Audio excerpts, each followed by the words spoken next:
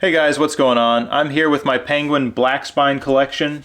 If you've watched my other videos, you'll know this is the one book I buy without restraint. If I see it in a used bookstore, I'm probably gonna buy it. So this is an entirely used collection. Not that I don't like used books, pretty much every book I read is used, and I don't mind dog-eared pages that much. I don't mind rounded corners, but I figure this is the Black Spine collection. They should at least have black spines, right?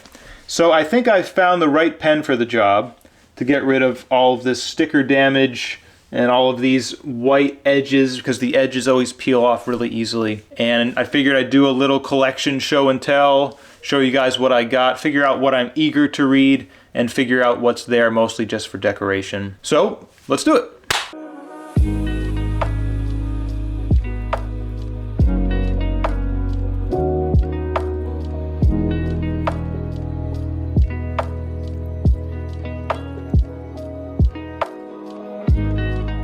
All right, I'm clicking the pen again, but now we are going in between the letters. The tough part. Separate the men from the boys. You can see exactly where the sticker was placed on this poor book. This one I'm going to read probably soon. So I wonder, because I'm going to be cracking the spine again, I wonder how the ink will hold up to being red and cracked. We will see. This is coming up pretty good. In my head, I'm not the most dexterous person, but I think people are always hard on themselves in that aspect. I'm pretty dexterous. You know, I work with tools and whatnot. But you just see the most dexterous people on the internet, and you see the most well-read people on the internet. So, of course, you're going to think less of yourself. But that's no great insight, everyone knows. It's one of the many downfalls of the internet. Having to compare yourself to the greatest people at every aspect of life. But we're here, we're valid. We're not the most dexterous, but look at that. Pretty good, if I say so myself. Pretty damn good. Get a before and after of that one. I never take before pictures. That's going in my read pile. Oh, hello. While we're here, let's fix you up. But with all my home improvement projects, my DIY projects, that's another thing where I jump into things not quite prepared as a bit of a strategy, because like I said, I tend to procrastinate and I tend to try and get everything perfectly situated before I start a project, which a lot of people would say, yeah, that's the way to do it.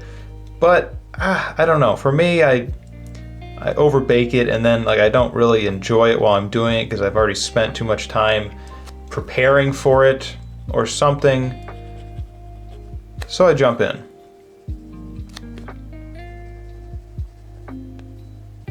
So I never quite get to that moment where I'm like, oh, take a before picture because I'm gonna want to post something about it. I never get to that thought, which is fine. There's worse things in life. At least I remember to take pictures of my Penguin Classic shelf before this makeover, because I gotta have something for the end of this video, right?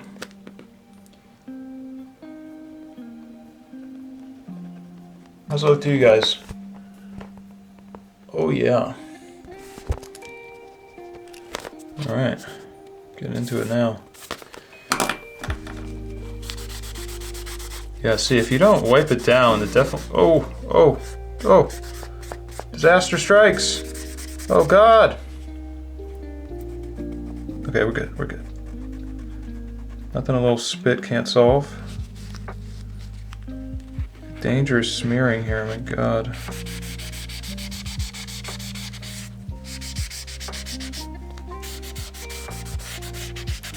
But yeah, if you don't smear it, it definitely hits it in the light.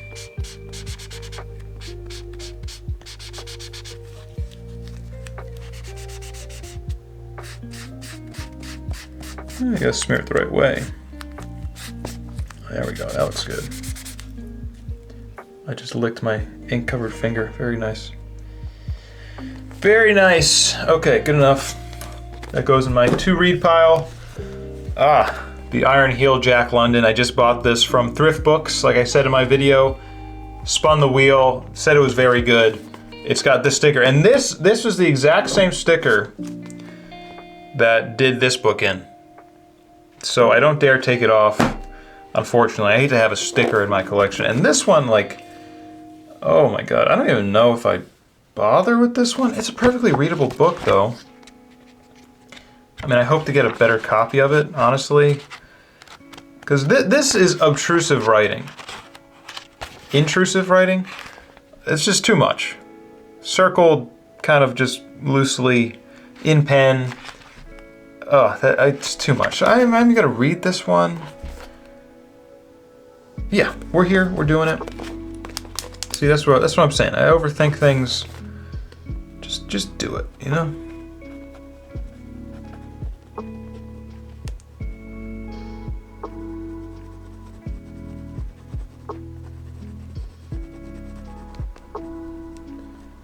Because I don't know when I'm gonna find this book next.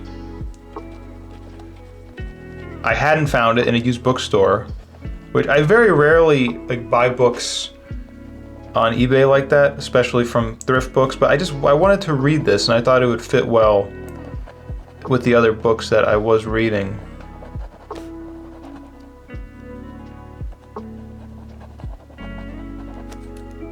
It's a rare one though.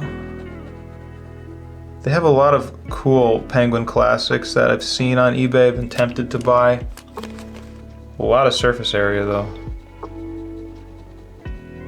Get that nice and filled in. Also, this is my last pen and the ink is like below the level. I know I have more pens though. Like I bought like a 6-pack like a year ago and I don't normally lose them that fast. So they're around here. So this video might turn into a pen scavenger hunt once this one runs out. Or we'll see how many disasters I have like this one. I would classify this as a disaster. And see, like this isn't even all black, so I have to like make my own line here. Oof, that's tough. That's tough. Well, we do what we can. We do what we can.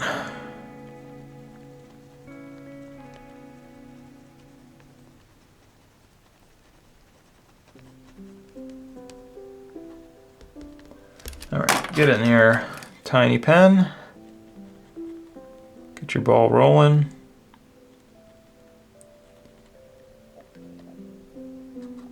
All right, that's what this one deserves.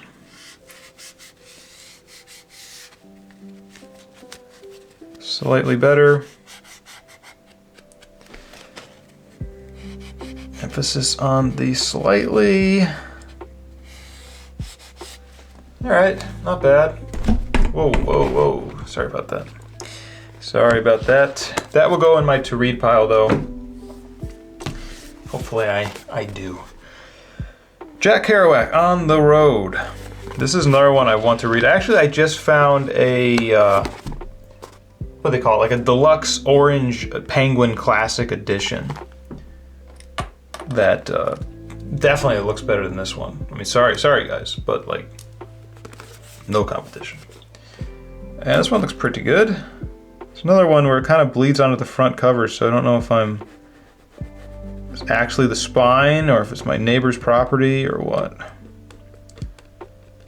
I was going to include this in my last classic video, but in reading the back, I thought it would give me wanderlust. I get wanderlust pretty badly sometimes, and I didn't need that.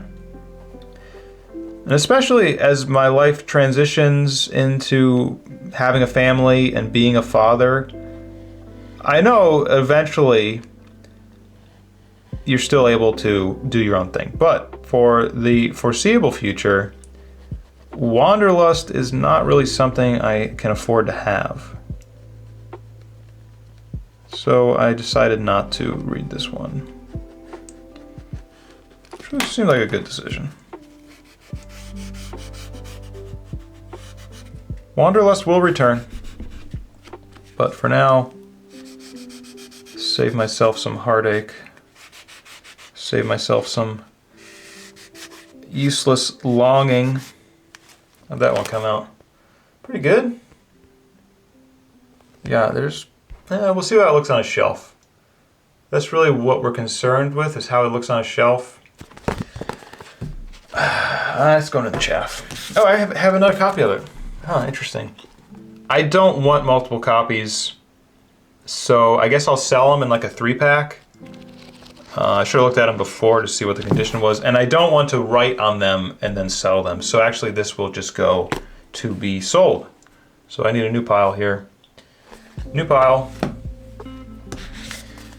One Flew Over the Cuckoo's Nest. This book is awesome. If you haven't read it, you should. I know the movie is good, but if you can believe it, the book is better. And here, there we go, I looked ahead. I have 2 copies of this one as well. So, which one do we keep is the question. The better one, right? Because this one's already pretty janky. That one, it's not as janky. These are both pretty good, actually. This one, I dare say, doesn't need... Oh, it's got little pictures on it. Whoa. That's cool. Those pictures fit the book, I'll say that much. I dare say this one is good. This one is good. It goes in the chaff pile, but that's not fair because I just don't need to read it again. This one still has a sticker on it. My God. The QA department will be getting an email about that. All right, well, we're here. I was talking to some guy at a bookstore about the best way to take out these tags. And I do have this knife thing, which works pretty well, but you risk cutting into the book, at least I do. Perhaps my technique is a little too aggressive. But I was talking to this guy at a used bookstore, House of Books and Games, where I posted that picture a little while ago. And he was saying the number one thing to do when taking off tags is to be slow about it. Like, you get it so that you can peel it off and then just go as slow as your patience will allow. And if it starts coming up like it is right there, it's not coming up all the way, it's fine. Just roll with it. Keep it slow. And it's a good exercise in patience, and one that I definitely need. And one that I wasn't doing it like that before, which I'm sure caused a lot of sticker damage. Oh, see there, I'm digging into it a little bit. And there's definitely some real life parallels there. You don't have the patience for something, you try and brute force it, and you cause some damage.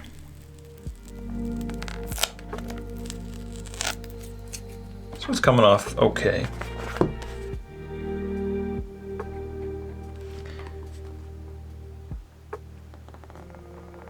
Oh, there we go. Thinly sliced at the deli. I found my most success with this tool comes from like a sawing motion on the book, which would probably offend some people. But you get in real close with the side and then you kind of like work your way into it like that. Sometimes it works, but you get to the end of a sticker and it's just like taking it off piece by piece. Not fun. I did all this off camera because stickers are just kind of ugly. This is an old sticker too. Was that from June? And here's where you probably want to get the Goo Gone out, but I really don't want to mess with Goo Gone right now because it always leaves some kind of residue on your fingers. And I don't feel like dealing with that right now. But that's mostly there. Mostly there. I'll put that in a pile. Anyways, what is this? The Ramayana by R.K. Narayan. Shortened modern prose of an Indian epic. It sounds interesting. Probably be really bizarre and a lot of weird cultural things. Well, I say weird cultural things because they would be weird to me and I wouldn't understand them. But it would be interesting. And this book is beautiful. Beautiful black spine. No need for assistance as far as I can see. Beautiful. Goes in the chaff pile though, I'm afraid. Okay, Babbitt by Sinclair Lewis. I was going to read this one as some kind of anti-salesman trio with Death of a Salesman. A satirical portrait of a town obsessed by capitalism and the values of the marketplace. I'm definitely intrigued. This is going to go in my to-read pile. Although it probably already like aligns with my values. So it's a bit of a masturbatory read. It might be a bit of a masturbatory read, I don't know. But you need those sometimes, right?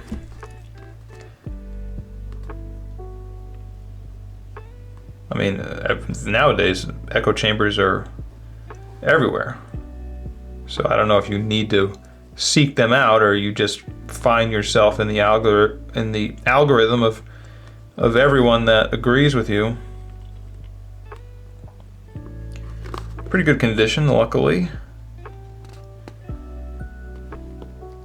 A few white spots there. Wipe them off. Oh yeah. It's like Bob Ross, you know, you're not sure of yourself at first, but then you do that final step and you're like, oh yeah, that worked out. Bob clutched it. To be read pile. Nice. Arthur Miller, speaking of Arthur Miller, The Crucible. I wonder if this is anything like Death of a Salesman. It's got some damage on it.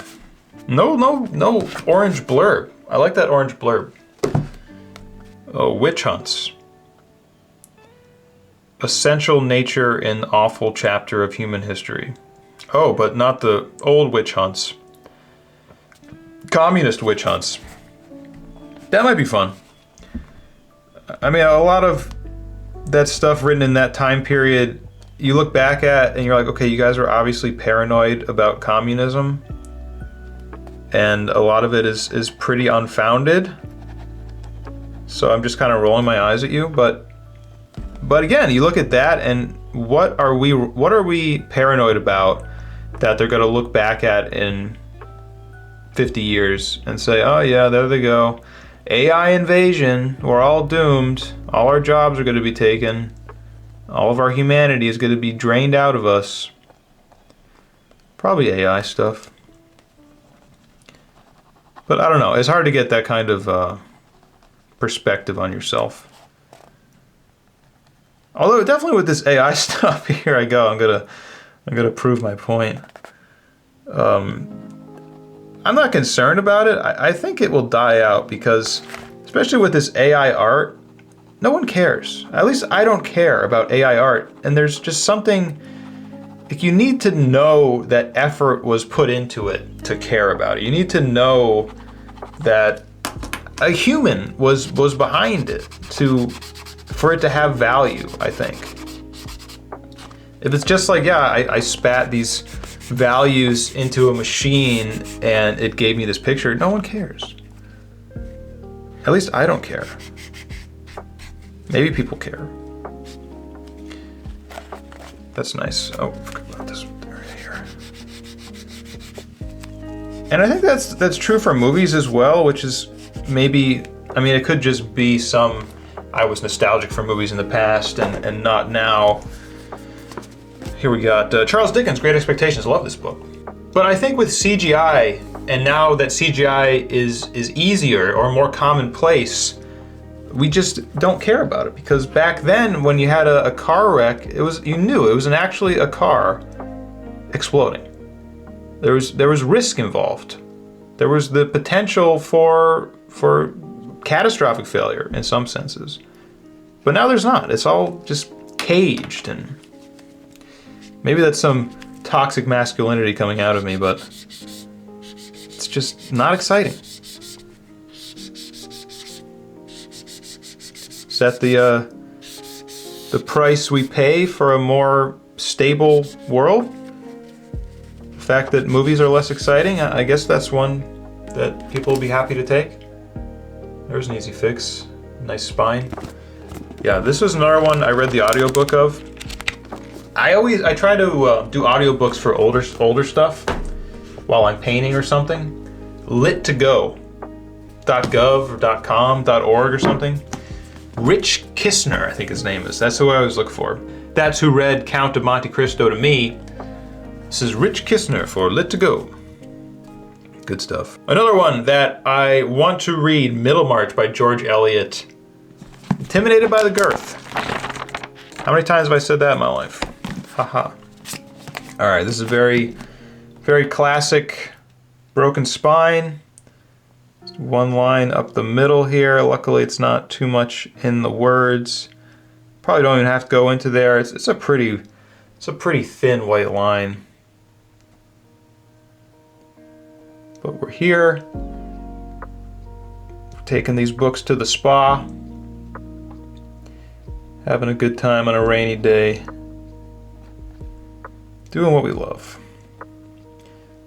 I do like fixing up books. When I worked at the library, they had this giant pile of books that needed to be fixed and no one knew how to do it or no one wanted to do it. And I was like, yeah, I'll try it out.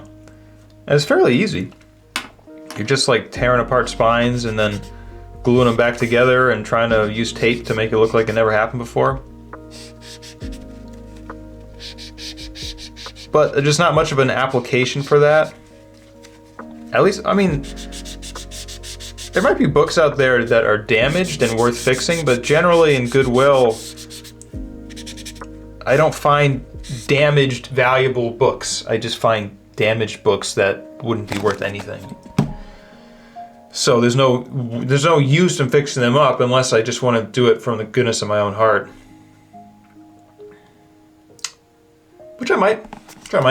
This one's going to my to be read. I like that one. So this is not going to have like a nice library organization. It's just going to be random categories of books. Here's one, Uncle Tom's Cabin, Harriet Beecher Stowe. I pulled out a little category for my wife. She works at a living history museum. I think it's 1860 is the time frame. And you know, she likes history, but she's more of the management of it, of the events. So she doesn't really have a massive knowledge of the time period, but it would help her out, of course. So she's been wondering how she can try to obtain that knowledge. And I know a few of these books would help her out. Of, you know, day-to-day American life in the 1860s. Maybe some political stuff, some issues of the time. This one, I'm sure, would help her out. And now it's got a nice black spine for her. Need another pile now. Got too many piles. I'm going to forget what is what here. Another one is The Last of the Mohicans by James Fenimore Cooper. And I like this cover. I don't know what exactly it is about it, but it's just beautiful. It's the colors of it or something. And that is pristine stuff right there, my man. Oh, this face cam might be inconsistent. I don't know why the camera keeps stopping filming randomly. It has space. And the last one from my wife here is Narrative of the Life of Frederick Douglass, an American Slave, which is extremely relevant. They had a whole Frederick Douglass presentation recently, and she was realizing she knew very little about him. And then I found this book. This is one of those like imposters. Or you know, actually they just didn't have room for the author, so they just didn't put it in there, but it looks different because it's just white. And that's gonna be a bit of a tough one to fix here. It's got a lot of small areas of white. And here, what is this? This is not helping. It's too fine of a point is what's happening here. Thought that would help, but actually it's just destroying. So The only good one is, oh, this one, is this one unfixable? It's like the material is not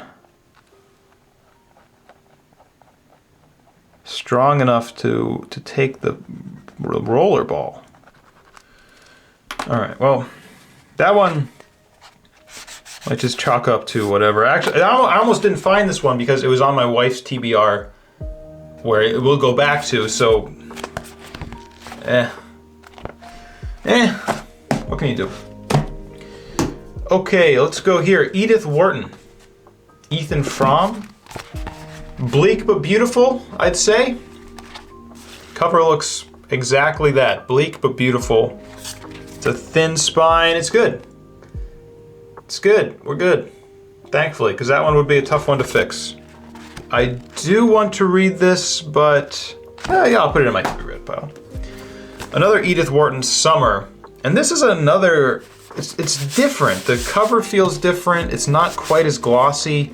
It's got this revealed spine binding. I don't know if you can see that, which is not typical for the other ones. It just has a different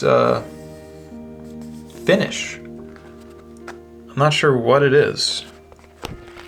It looks mostly the same when it's on a shelf. And it does seem to have held up better than the other ones. Maybe it's a later Penguin classic. I should learn that. I should have a more thorough knowledge of these if I'm going to have such a collection of them. Because I know they went through a couple different iterations of it. There was one where I have one here, Don Quixote, that I don't know if it belongs on the shelf. I'll keep that with Edith Wharton. Because it doesn't have the same formatting of the others, so it looks kind of weird. The History of Tom Jones, A Foundling by Henry Fielding. I don't know anything about this one. I remember I bought it at the Book Barn down in Niantic, Connecticut on the coastline because their books are a little expensive. This is probably like $5 or something. $4, that's not bad. $4 isn't bad. And it was just nice, thick, unread, intimidating by the girth. But yeah, not any really work needed on that.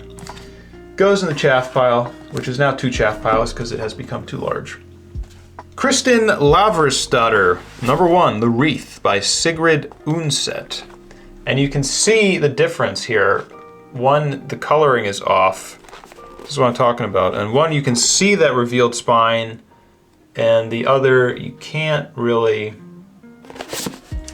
So here we go. Maybe this will tell us. Maybe I can learn right here, right now, if there's any difference.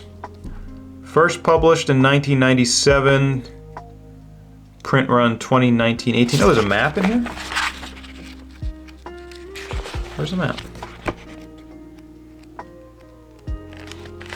Map's not at the beginning, not at the end. Oh, there it was. After the lengthy introduction that I'm sure spoils the whole book for you. Kristin's Norway. Interesting. Probably accurate. Okay, so that was 1997. Yeah, and the pages are even different in this one. First published in 1997. Later print run, but not that much later. Well, I don't know. Inconclusive. But I will add this. Okay, so now we got the 3-pack of doubles here. A very random selection, but you know, it'll sell. It'll sell, that's all that matters. And this for sure goes in the chaff. All right, we got Mr. Samler's Planet by Saul Bellow. Don't know anything about this one, but it looks interesting. An Enduring Testament and Prophecy. Holocaust survivor, escape from the grave in New York City. That looks interesting. That looks interesting. No repair is needed. There we go. Beautiful. And that goes back to be read pile. I'm intrigued by that. A Passage to India, E.M. Forster. I saw this one before and I was kind of meh on it, and I'm still meh on it. I don't know. It's just something about the combination of title and cover art. Not into it. Easy fix. Easy money. Not that it's any money at all. Chaff pile. The Return of the Soldier by Rebecca West. I remember this one. It claims that World War II was the first war women could see. No, World War I was the first war women could see, which I disagreed with. And I don't know, just didn't appeal to me. Very off-centered spine there. But nice black spine. Right in the chaff. Pamela by Samuel Richardson. Whenever I see a cover like this with dudes in wigs and ladies in the big dresses, I just think of Pride and Prejudice, and I just don't have any interest in reading it. I cannot be patient, I cannot be passive when my virtue is in danger. Exactly. I know what this book is about. This one will go on my shelf and not be read for a long time, perhaps never. Who knows? We'll go next to all the Jane Austen that you're about to see. It was read though. Someone cracked the spine nice on this one.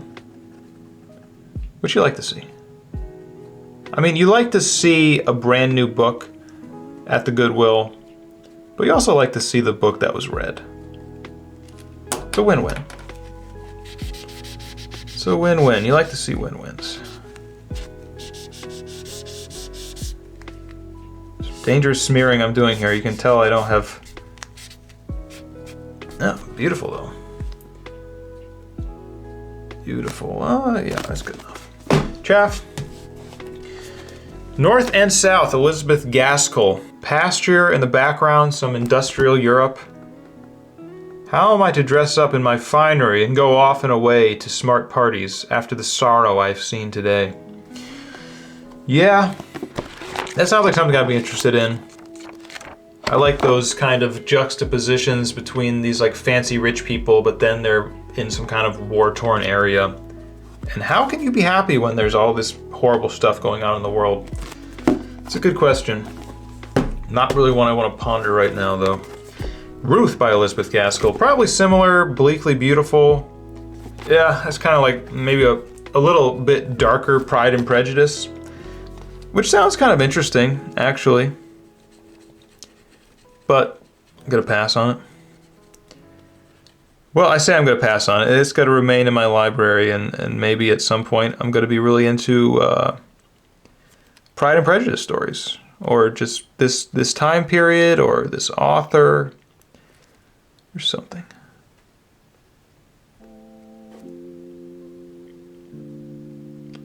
But that mindset can really run away with you, and then you have to keep every book that comes your way because, oh, what if I all of a sudden really want to read J.D. Robb's complete library? Or, you know, what if I get really into Nora Roberts one day? Like, you can worry about that when you get there. I think it's time to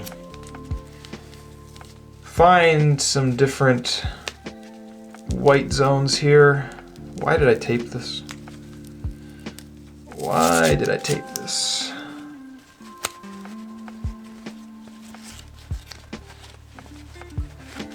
There we go. The taping made sense. Fresh cloth, baby. Oh yeah. I needed to do that a while ago. Precise smearing. Beautiful. That's confidence, baby. Not bad. Chaff. All right, big boy, the Decameron by Giovanni Boccaccio. Colorful cover, but again, in that kind of Renaissance or pre-Renaissance style, and especially being this girthy. The book I'm reading right now, which is The Mote in God's Eye by Larry Niven and Jerry Purnell, the Larry Jerry Dream Team. It's too wordy for me, but it's fine. It's just slightly too wordy for me, so I don't mind that much. But a book like this, where I'm going to be ready for the scene to end, but it still has, you know, like 20 pages left in it. It's going to be difficult. But it is a large addition to my library. And especially big books like this. Like you saw how the Count of Monte Cristo was. Big books get damaged easily. Or big books, you know, they get damaged after you read them. They're good for like one read through, and then after that it's off to the recycle bin. But this one held up, and it looks like it was red because the spine is cracked. I mean, it doesn't take much to crack a spine. But let's see, how does that... Yeah, that holds up. You know, I thought it would have a bunch of like white flecks coming off of it already. But that looks pretty good. It's satisfactory. 3 men in a boat and 3 men on the Bummel. Jerome K. Jerome. Someone said this was like a haha funny thing. Martyrs to hypochondria and general seediness. Yeah, I don't know. Alright, I still have a huge pile next to me. Let's speed through some of these.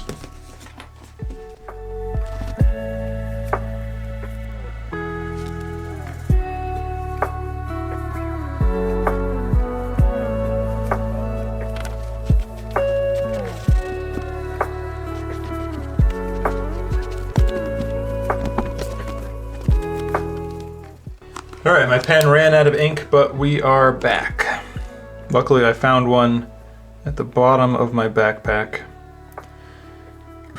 where you would expect a pen to be. Otherwise this would have been a disaster because I can't use the fine point one. I thought it was going to be good, but it just tears up the book.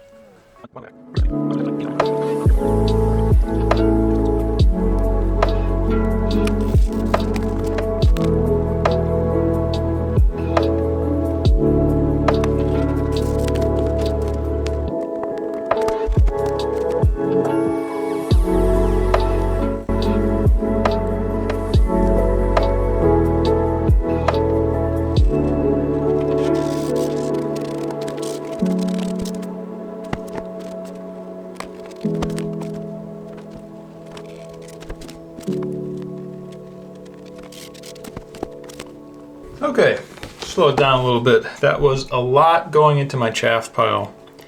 Here we got Nature and Selected Essays, Ralph Waldo Emerson. Someone else who I think I read some in college, don't remember much of it. I'm sure I would love what's in here. Essays that brilliantly capture an America discovering her intellectual identity. It's not quite what I expected to read on the back of that book. Intellectual identity. America. Not sure what to make of that. Of course, I just know him as a transcendentalist, which I imagine is just like, hey guys, look, like nature is beautiful, and that's really, that should be a huge aspect of our lives, is nature. And anything we do to deny our relation to nature is probably not in our best interest. Which, you know, hasn't really been a modern interpretation of things, but something that I agree with wholeheartedly. Happy to clean that one up.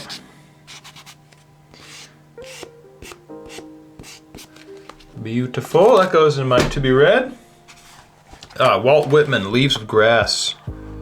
Walt Whitman is another one who I would like to read, but I have not. This is a rough one. Well read, well loved book here. And it continues to be well loved. I mean, I like to think that this pen is getting gooped up with book droppings.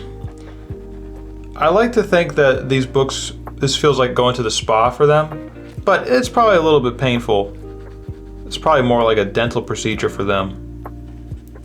But they're gonna look good afterwards. Not really gonna make them healthier, but they're gonna feel, you know, they're black spines. How would you feel if you were called something and you lost the ability to do that? I mean, that's real though. That happens all the time, you know. You get older and lose the ability to play baseball. You were an all-star baseball player and you got to find another identity. What identity would these books have to find without being black spines? Just classics, I suppose. Still a lot of value in just being a classic book without being a black spine. But here I am. You know, these books, maybe they've already maintained that new identity. They've already found that I don't have to be a black spine.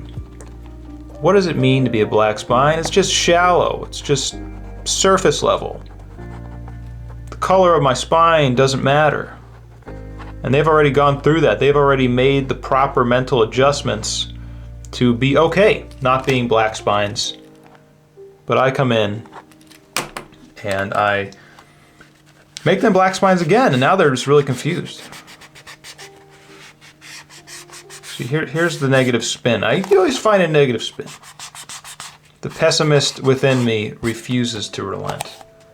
That one's not perfect, but it's good enough, I think.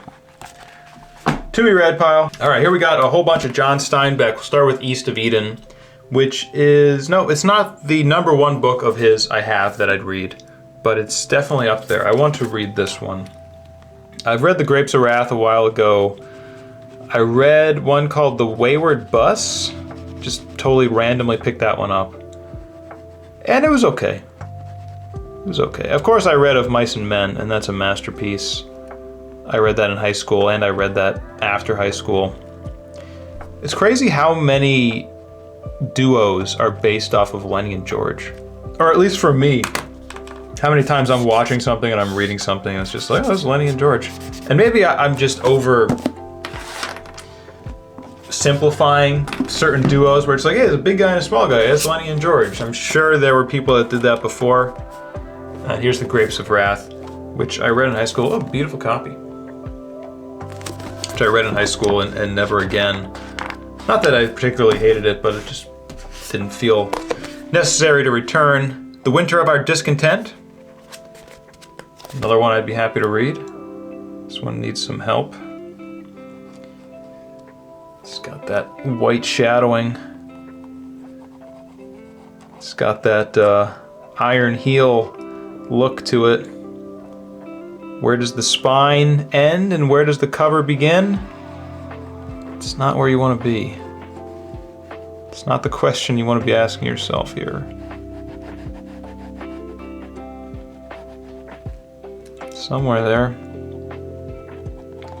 Yeah, here's where a marker would be better because you really need to make some broad strokes. Try and use my finger to steady my stroke. It's difficult though. It's where the roller ball really works against you. And yeah, after doing much more than half, we're almost there. I'm realizing I can see the downfall of the roller ball. And if you're using the roller ball at all, it has to be this extra bold, I don't know, the bluntest of tips. Because as you see, that other one just completely useless. Too violent for these Penguin classics. How does that look? That's not bad. It's not bad. Of Mice and Men, as we said, and there they are, Lenny and George. And the rabbits, of course. Pretty good. It took me a while to find this one. Which is surprising, because you think people would get it for a class and then they would be all over used bookstores, but maybe not. No repairs needed on that one. Travels with Charlie in Search of America. This is an on-the-road type thing. Beautiful condition. Another one that would give me wanderlust, so that's shelved for a while. The Moon is Down. This is the one I picked out to read a while ago, but I didn't for whatever reason. I think it's just the cover that gets me. Apparently it was the most read American propaganda during World War II. I think I remember reading that on the back, which definitely has me intrigued, because you only ever see propaganda of, you know, Japanese or the Germans, but what were we putting out there? If you were found to have it in Axis Germany, it was punishable by death. Oh yeah, making it the most popular piece of propaganda under the occupation. Few literary works of our time have demonstrated so triumphantly the power of ideas in the face of cold steel and brute force. Yeah, that goes to my TBR. Okay, here's a couple that are not gonna make it onto my TBR. Jane Eyre by Charlotte Bronte. I had to read this in high school, and I just remember struggling through it. I have a very direct association between this and Jane Austen, Pride and Prejudice. But if someone wants to correct me, I might just have unfounded negative thoughts in my head about it. Similarly,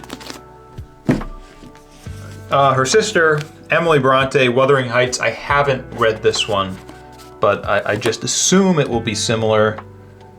Perhaps unfairly so. Only one way to find out, really, which is to read it. And maybe one day that will happen. I will have this book available to me, probably for my life. I think, you know, I'm hesitant to say anything is going to be in my life forever, but I really like this collection. I really like collecting them. Unlike, you know, the short story books, which I have thought about getting rid of. Oh, sorry, here we got Jane Austen, The Woman Herself, Persuasion, and probably another unfair assumption that I make, but anything that Jane Austen's written is just Pride and Prejudice with different skins. Of course, my assumption that is founded on exactly having read Pride and Prejudice and a tiny amount of Sense and Sensibility. And that's it. And here it is, the masterwork, Pride and Prejudice by Jane Austen. Ooh, nice spine. Nice black spine. A few little dots. I respect people that like this book, though. I get it. I can definitely see being taken away to this fantasy realm. What is definitely a fantasy realm by today's standards. And I have 2 copies of it. So, oh, I wasn't going to draw on the ones I was going to sell. Put that over there.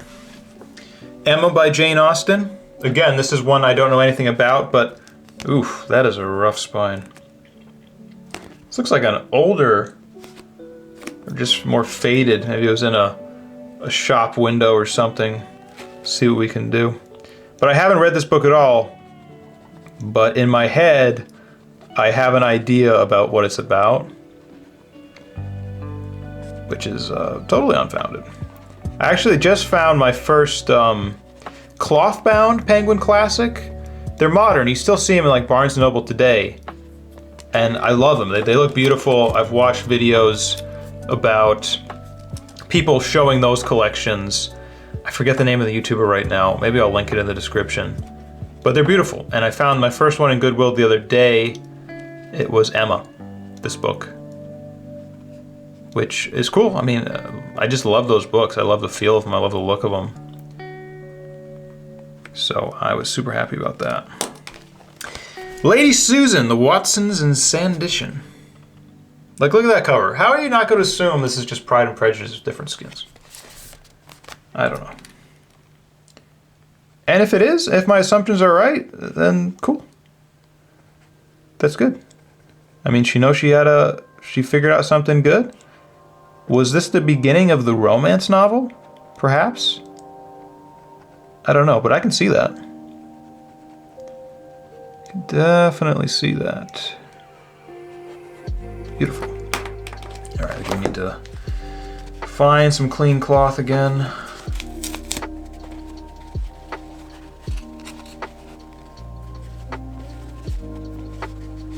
There we go. I'm not gonna bother with the tape this time. And I figured out if we just wipe it down, then there's no risk of smearing onto the other letters because you're just wiping it straight down. And that worked out amazingly. Beautiful. All right, there's the Jane Austen section. Critique of Pure Reason by Immanuel Kant. I actually saw this book mentioned. I think I was watching some philosophy video on YouTube. And that is beautiful.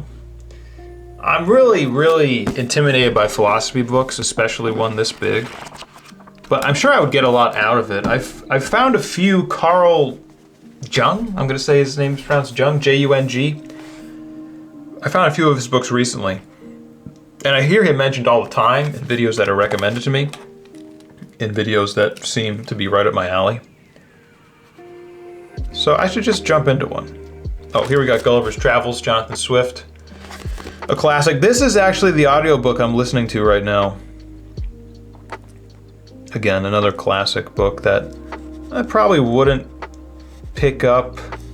Just, I don't know, it's easier to listen to older classics than to read them, I've found. I get hung up on pronunciation, whereas with an audiobook, maybe this means you get less comprehension from an audiobook.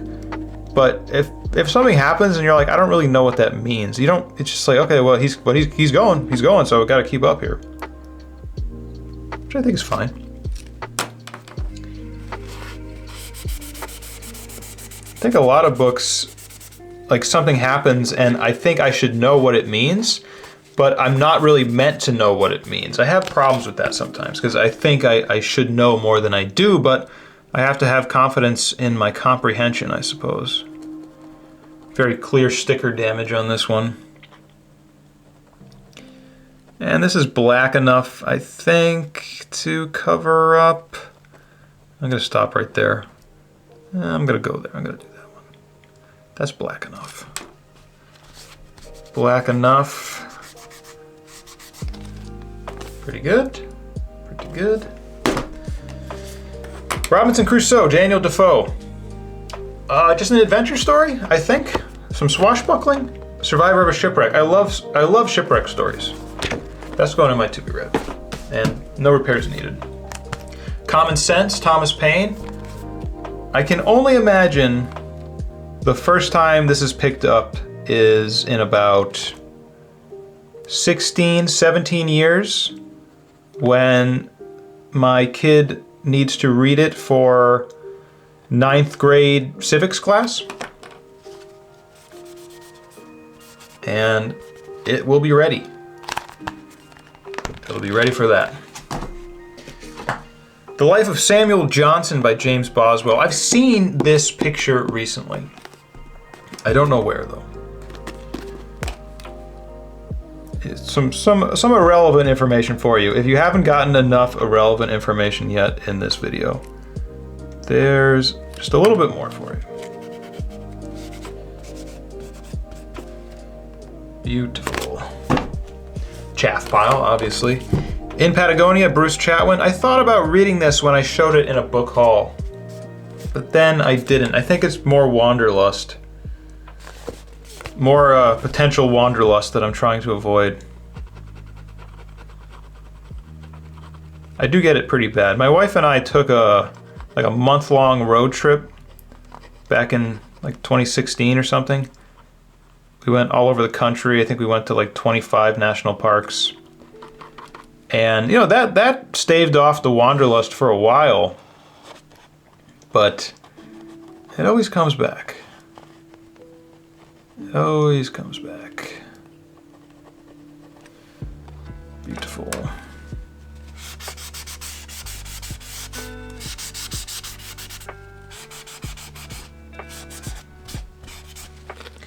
Oh yeah.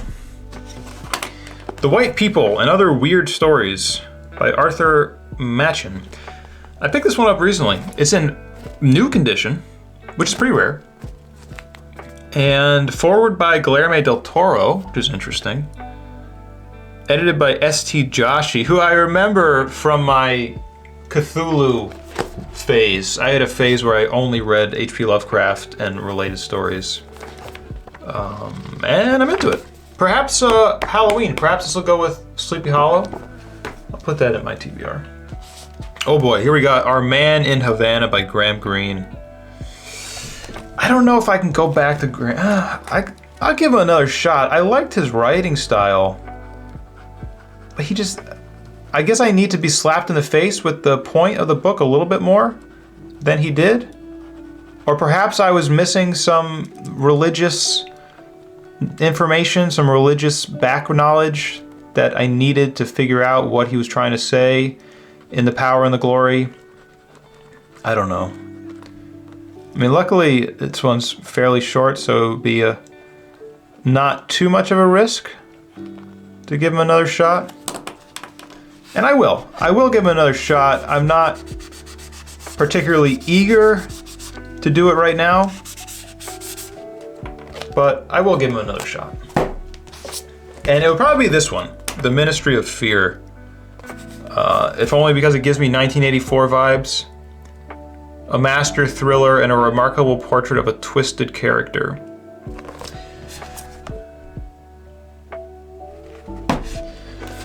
I don't know, that one's not pulling me in. You had me with the title though. The Ministry of Fear. Reminds me of Kafka, The Trial. Which I definitely don't want to return to. That book gives you the sads. Kafka gives you the sads.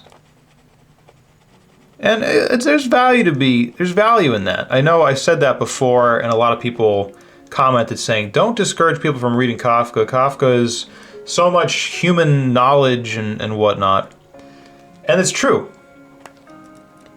You know, there can't be happiness without sadness. So if someone can produce sadness in you, they're in a way producing happiness because you need one to have the other.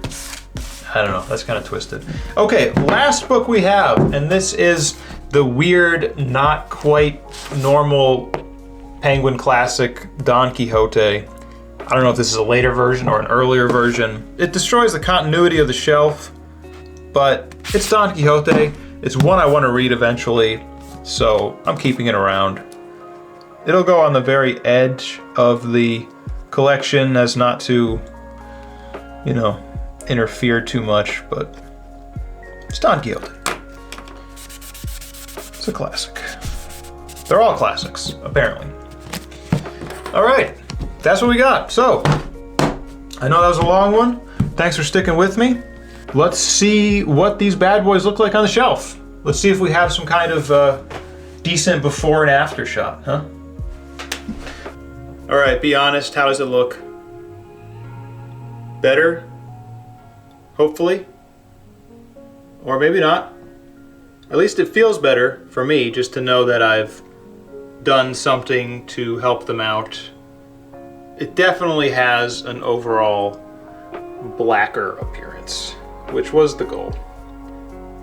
But it feels good to go through the collection, see what I have, see what I'm excited to read, see what I don't have so I can continue to collect and continue to read. Yeah, it feels good. Thank you all for watching. I appreciate it. Subscribe if you haven't, and I will see you next time. Bye-bye.